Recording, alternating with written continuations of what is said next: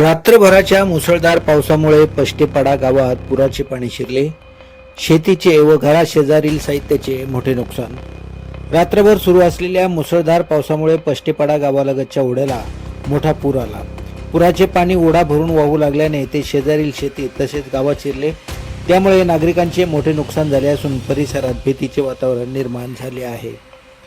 पुराच्या वेगवान प्रवाहामुळे ओढ्यालगतच्या शेतांमध्ये पाणी शिरून शेतीचे नुकसान झाले.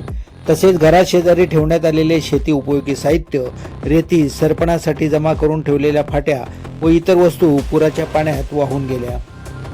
ओढ्याच्या काठावर राहणारे जयवंत पोंडेकर व मोरेश्वर पोंडेकर यांच्या घरासमोरील अंगणातही पुराचे पाणी शिरले. त्यांच्या घरासमोरील शेतीची अवजारे, रेती तसेच सरपणासाठी साठवून ठेवलेल्या फाट्या पुराच्या पाण्यात वाहून गेल्याने त्यांचे मोठे आर्थिक नुकसान झाले आहे. दरम्यान मुसळधार पावसामुळे आलेल्या पुरामुळे टेंभुर्ली बेलवली या मुख्य मार्गावरील पुलावर काही तास पाणी साचल्याने वाहतूक पूर्णपणे बंद होती. त्यामुळे या भागातील नागरिक, नोकरदार वर्ग, विद्यार्थी तसेच दैनंदिन कामासाठी प्रवास करणाऱ्या लोकांना मोठा मनस्ताप सहन करावा लागला. पाण्याची पातळी कमी झाल्यानंतर वाहतूक पूर्ववत करण्यात आली. स्थानिक नागरिकांनी प्रशासनाने तातडीने पंचनामा करून नुकसानग्रस्तांना मदत द्यावी.